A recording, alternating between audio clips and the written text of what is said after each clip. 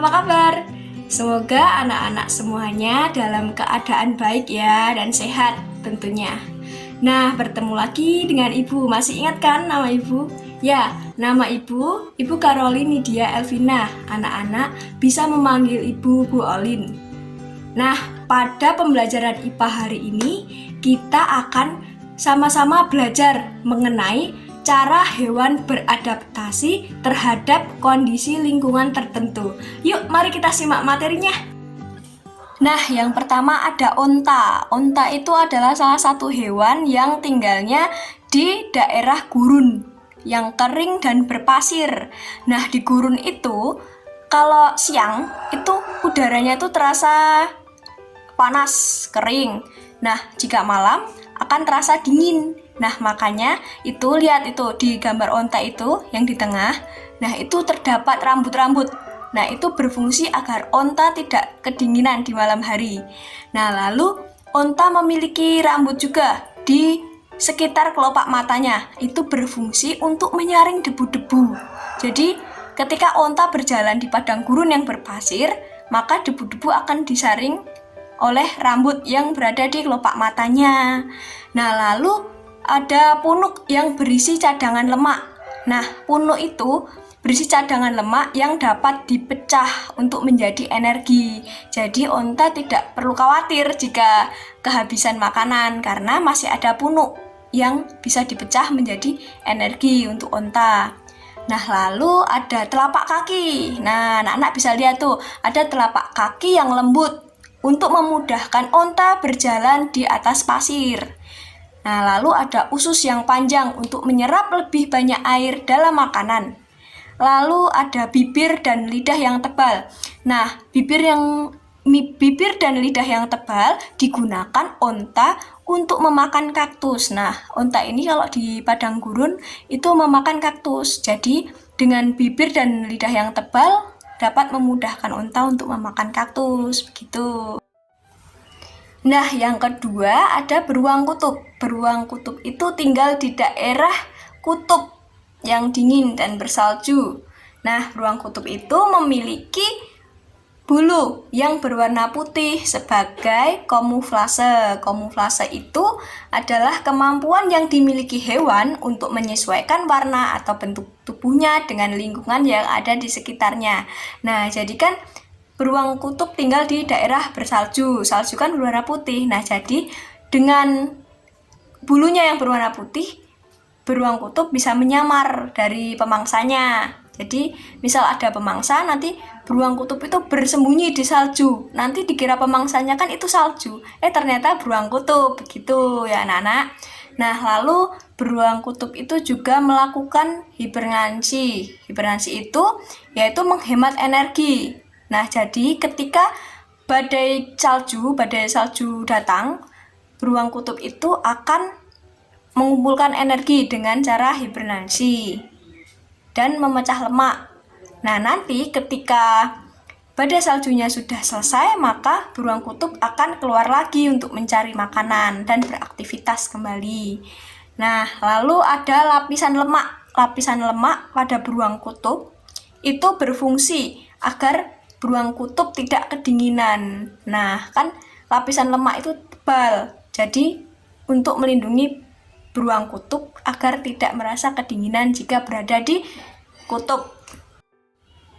Nah, yang ketiga ada kelelawar. Kelelawar itu merupakan salah satu hewan nokturnal. Hewan nokturnal itu adalah hewan yang beraktivitas pada malam hari. Contohnya yaitu kelelawar, lalu ada burung hantu. Nah, burung hantu itu juga salah satu hewan yang menjalankan aktivitas di malam hari. Nah, adaptasi kelelawar ini yaitu ekolokasi.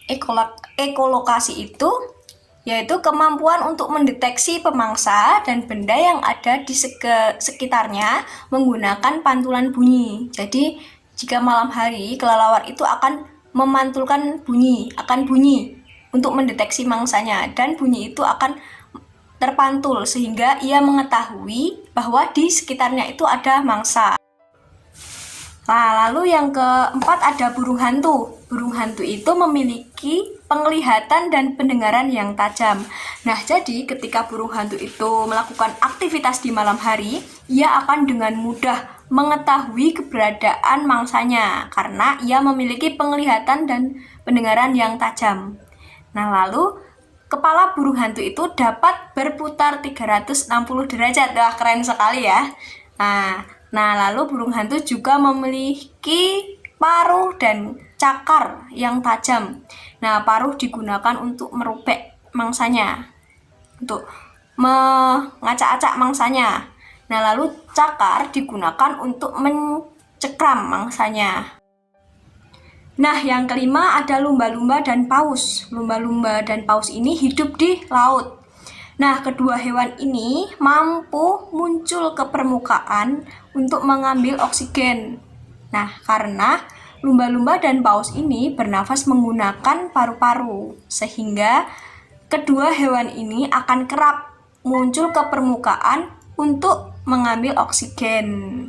Gitu ya anak-anak. Nah, kemudian kedua hewan ini juga mampu melakukan ekolokasi, yaitu dengan memantulkan bunyinya untuk mencari mangsa. Nah, jadi di dalam laut, lumba-lumba dan paus ini akan mencari mangsa dengan memantulkan bunyinya, seperti yang dilakukan dengan kelelawar. Begitu ya anak-anak. Nah, selanjutnya ada cara hewan beradaptasi untuk melindungi diri dari pemangsa.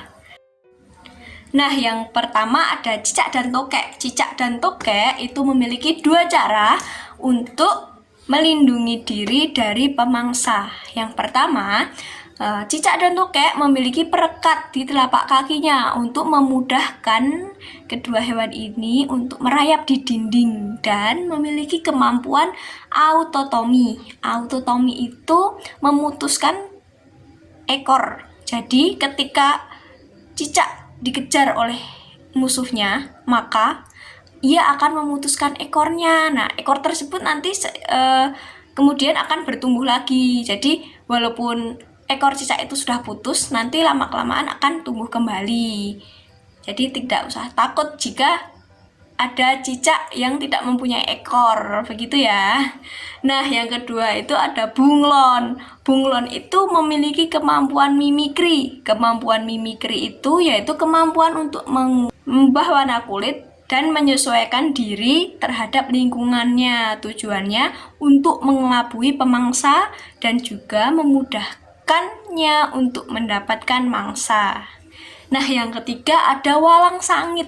Walang sangit itu mempunyai kemampuan untuk mengeluarkan bau yang sangat menyengat. Nah, jika anak-anak pernah lihat walang sangit, pasti kalian juga akan merasakan ketika kita berada di dekat walang sangit itu, nanti walang sangit itu akan mengeluarkan bau yang tidak enak. Nah, itu bertujuan untuk melindungi diri dari pemangsa. Nah, lalu yang keempat ada landa. Landa itu memiliki rambut yang berduri. Nah, rambut yang berduri itu dilapisi keratin untuk menakuti musuh dan melindungi diri dari mangsanya. Jadi ketika landa itu didekati oleh mangsa, didekati oleh musuh, ia akan mengeluarkan duri-durinya. Nah, yang kelima ada kalajengking. Kalajengking itu memiliki sengat yang beracun pada bagian ekor. Nah, sengat yang beracun tersebut digunakan kalajengking untuk menyerang musuh. Jadi, jika ada musuh yang mendekati kalajengking, maka akan disengat dengan sengat yang beracun. Lalu yang keenam ada cumi-cumi. Nah, cumi-cumi itu memiliki tinta berwarna hitam untuk menghindari diri dari mangsanya. Jadi, ketika cumi-cumi didekati oleh mangsa, maka cumi-cumi tersebut akan menyemprotkan cairan berwarna hitam seperti tinta untuk menghindari diri dari mangsanya. Yang ketujuh ada ikan buntal. Ikan buntal itu memiliki kemampuan menggembungkan tubuh. Jadi jika ada pemangsa yang mendekati ikan buntal, maka ikan buntal tersebut akan menggembungkan tubuhnya dan tubuhnya itu mempunyai duri-duri beracun, sehingga jika ada pemangsa, maka ikan buntal itu akan menggembungkan tubuhnya dan mengeluarkan duri-duri beracun tersebut. Nah, lalu berikutnya yang ke-8 ada terenggiling dan kaki seribu. Terenggiling dan kaki seribu ini, kedua hewan ini memiliki struktur kulit yang keras. Nah, struktur kulit yang keras ini digunakannya untuk melindungi diri dari pemangsa. Kemudian, saat terancam, kedua hewan ini akan menggulung dirinya. Nah, anak-anak pernah tidak bertemu dengan kaki seribu? Nah, kaki seribu itu jika kita senggol, kita pegang, ia akan menggulungkan diri. Nah, sehingga pemangsa akan kesulitan untuk memangsanya. Nah, berikutnya ada hewan yang pura-pura mati. Nah, di sini Bu Olin memberi contoh yaitu laba-laba dan belalang sembah. Nah, kedua hewan ini mengelabui diri dari musuhnya dengan cara pura-pura mati. Jadi ketika musuh mendekati laba-laba, dikira musuhnya kan masih hidup, ternyata sudah mati, padahal memang masih hidup, begitu ya anak-anak. Nah, lalu juga belalang sembah juga begitu, ia berpura-pura mati untuk mengelabui diri dari musuhnya. Nah, sekian video dari Bu Olin.